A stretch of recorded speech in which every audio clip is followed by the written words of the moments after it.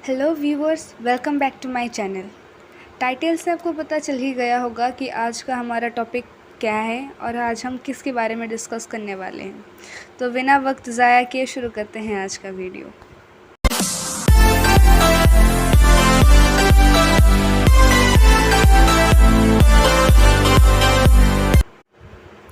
Israel और Palestine, इन दोनों की कंट्रोवर्सी के बारे में आए दिन हमें कुछ ना कुछ सुनने को मिलता रहता है, पर इस बार मामला इतना बिगड़ गया कि इन दोनों ने एक दूसरे पर रॉकेट लॉन्च कर दिए, जिसकी वजह से बहुत से मासूम लोगों की जान चली गई।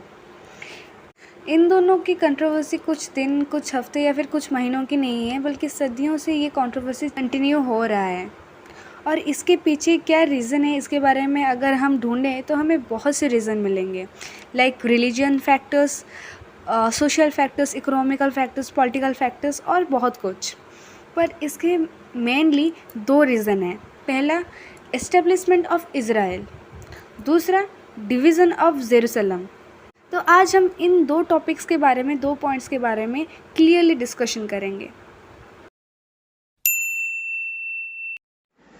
शुरू करते हैं हमारे फर्स्ट पॉइंट से, एस्टेब्लिशमेंट ऑफ इज़राइल। तो ये कहानी शुरू होती है 19th सेंचुरी में, यानी कि 1800 से 1900 के बीच, जब दुनिया भर से ज्यूज़ आके पैलेस्टाइन में बसने लगते हैं। ज्यूज़ एक ऐसा धर्म है जिनका मानना था कि जीसस क्राइस्ट भगवान नहीं बल्कि भगवान के भेजे हुए एक दूत थे। वहीं दूसरी ओर क्रिश्चियनिटी इस पॉइंट के टोटली खिलाफ थे और इस वजह से वो ज्यूज़ को बहुत तरीक़ों से टॉर्चर करते थे, उन्हें बेवजह मार दिया करते थे और ज्यूज़ अपनी जान बचाने के लिए पैलेस्टाइन आके रहने लगे। उस टाइम पे Gaza strip, West Bank, Israel ये पार्टीशंस नहीं था, वो एक ही कंट्री था और वो था पैलेस्टाइन। उस टाइम पैलेस्टाइन में ऑटोमन एम्पायर का राज था। फर्स्ट वर्ल्ड वॉर के दौरान ब्रिटिश अपना एम्पायर बढ़ाना चाहता था, अपने पावर को ज़्यादा करना चाहता था, इसलिए उसने सोचा क्यों ना ऑटोमन एम्पायर को हराया जाए। तो उसने इसके लिए अरबिक कंट्रीज़ और ज्यूज़ को अपने तरफ कर लिया और उनसे ये वादा किया कि फर्स्ट वर्ल्ड वॉर ख़त्म होते ही इन दोनों को उनका सेपरेट कंट्री दे दिया जाएगा। And finally first world war ख़त्म होते ही ऑटोमन एम्पायर हार गया और पूरा कंट्रोल चला गया ब्रिटिश के हाथों, पर उसने अपना वादा कंप्लीट नहीं किया, जिसकी वजह से पैलेस्टाइन के लोगों ने ब्रिटिश के खिलाफ बहुत से प्रोटेस्ट करने शुरू कर दिए। आखिर में 1948 को ब्रिटिश गवर्नमेंट इंग्लैंड वापस चला जाता है और ज्यूज़ पैलेस्टाइन पैटिशन का ज़िम्मा यूएन यानी कि यूनाइटेड नेशन को हैंडओवर कर देता है। यूएन एक ऐसा पार्टीशन बनाता है जिसमें से पैलेस्टाइन कंट्री के 50% से ज़्यादा लैंडमार्क ज्यूज़ लोगों को दिया जाता है। उसके साथ ही अरब कंट्रीज़ और पैलेस्टाइन लोगों को वहाँ पे रहने की इजाज़त मिलती है।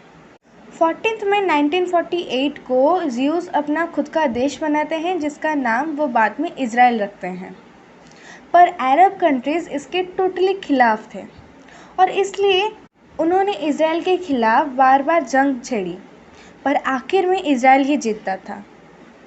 धीरे धीरे इज़राइल पैलेस्टाइन के लोगों को दिए गए हिस्से पर ज़बरदस्ती कब्ज़ा कर लिया और पैलेस्टाइन के लोगों को रिफ्यूजी बनके बहुत से कंट्रीज़ को ट्रांसफ़र होना पड़ा, पर पैलेस्टाइन के लोगों को उनका देश वापस चाहिए था, इसलिए उन्होंने एक ऑर्गेनाइजेशन फॉर्म किया, PLO, पैलेस्टाइन लिबरेशन ऑर्गेनाइजेशन, इन 1964, जिसका मेन मोटिव था आर्म फोर्स के थ्रू अपने देश को वापस पाना।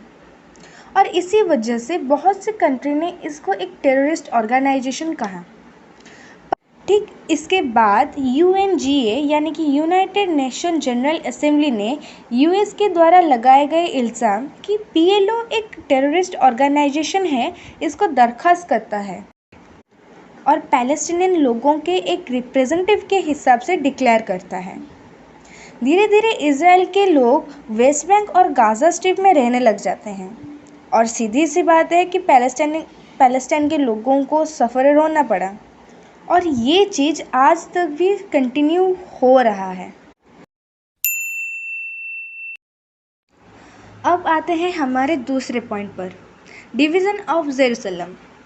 जेरूसलम इज़राइल और वेस्ट बैंक के ठीक बीच एक छोटा सा शहर है जो कि 3 धर्मों का पवित्र स्थल है, इस्लाम, क्रिश्चियनिटी और ज्यूज़ पैलेस्टाइन कंट्रोवर्सी में जेरूसलम एक मेन लीड में है, क्योंकि इन दोनों कंट्रीज़ का कहना है कि जेरूसलम इन दोनों का कैपिटल होना चाहिए।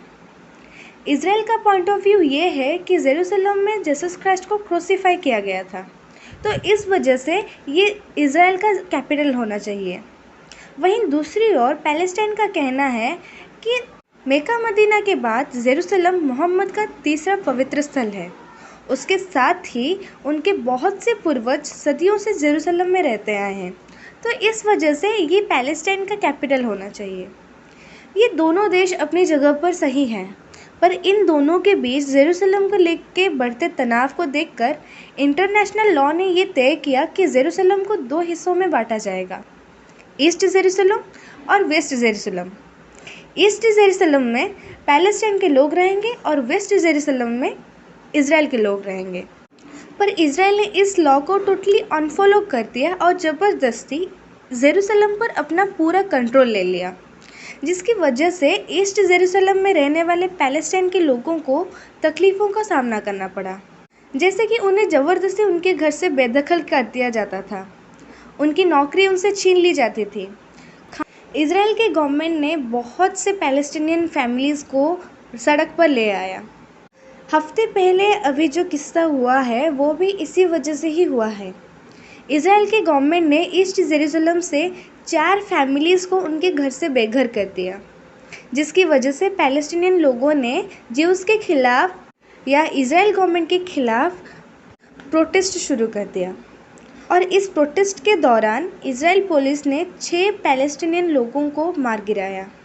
इसका बदला लेने के लिए गाज़ा स्ट्रिप पर कंट्रोल किए हमास ने इज़राइल पर रॉकेट लॉन्च कर दिया और उसका जवाब देने के लिए इज़राइल ने एयर स्ट्राइक, जिसके बदौलत शायद 200 से ज़्यादा लोगों की मौत हो गई और शायद उनमें से 50 से ज़्यादा बच्चे और 30 से ज़्यादा औरतें थीं। खून के बदले खून, मौत के बदले मौत, इस रूल के चक्कर में बहुत से मासूम लोगों की जान चली गई और साथ ही साथ पूरी दुनिया 2 हिस्सों में बँट चुकी है, जो कि एक सपोर्ट कर रहा है इज़राइल को और एक सपोर्ट कर रहा है पैलेस्टाइन को। कौन सही कौन गलत, कौन ज़्यादा पावरफुल और कौन कमज़ोर है, इस चीज़ को साबित करने में इन्होंने इंसानियत को ही मार दिया। तीसरा पॉइंट है हमास। हमास को लेकर बहुत से डिलेमा है कि ये एक टेररिस्ट ऑर्गेनाइजेशन है या नहीं, तो मैं आपको क्लियरली समझाती हूँ। हमास एक ऐसा ऑर्गेनाइजेशन है जिसमें से ज़्यादातर लोग मुस्लिम कट्टरवादी लोग हैं और जिनका मेन मोटिव ये है कि इज़राइल को पूरी तरह से तबाह करके एक मुस्लिम देश बनाना। गाज़ा स्ट्रिप में हुए 2005-06 इलेक्शन के दौरान हमास ने फतेह गवर्नमेंट को हाईएस्ट वोटों से हराया था और पूरे गाज़ा स्ट्रिप पर अपना कंट्रोल ले लिया था। ये मुस्लिम कट्टरवादी लोग वो हैं जिनका मानना है कि ज्यूज़ को पूरी तरह से ख़त्म कर देना। इस पर बहुत से कंट्रियों ने अपना अपना ओपिनियन दिया है, जैसे कि खुद इज़राइल, यूएस, जापान, इन लोगों का कहना है कि हमास एक टेररिस्ट ऑर्गेनाइजेशन है और वहीं दूसरी ओर कंट्रीज़ जैसे कि इजिप्ट, चाइना, ब्राज़ील, इन लोगों का कहना है कि ना, ये बिल्कुल भी टेररिस्ट ऑर्गेनाइजेशन नहीं है। एक तरफ से देखा जाए तो हमास एक टेररिस्ट ऑर्गेनाइजेशन है, अगर दूसरी नज़र से देखा जाए तो हमास एक ऐसा ऑर्गेनाइजेशन है जो कि अपनी खुद की कंट्री पाने के लिए फ़ाइट कर रहा है। ये हमारे नज़रिए पर डिपेंड करता है कि हम किस नज़रिए से हमास को जज करें। पैलेस्टाइन के लोगों को अभी तक उनका खुद का कंट्री नहीं मिला, वो अभी भी बहुत से टुकड़ों में इज़राइल और वेस्ट बैंक में है। पर एक बात तो क्लियर है कि अगर ज्यूज़ पैलेस्टाइन का वॉर ऐसे ही चलता रहा तो ये एक दिन वर्ल्ड वॉर 3 को प्रमोट ज़रूर करेगा, जिसकी वजह से कोई ज़िंदा रहे या ना रहे पर इंसानियत की मौत ज़रूर होगी। कौन सही कौन गलत है, अगर इसका फ़ैसला किया जाए तो इन दोनों के पास बहुत से एक्सक्यूज़ेस हैं, पर अगर इन दोनों से इस प्रॉब्लम का सल्यूशन क्या है पूछा जाए तो इन दोनों के पास जवाब ना हो। तो आज की वीडियो में बस इतना ही। आपका ओपिनियन इस टॉपिक से क्या है, कमेंट बॉक्स में ज़रूर मेंशन कीजिएगा। Thank you for watching this.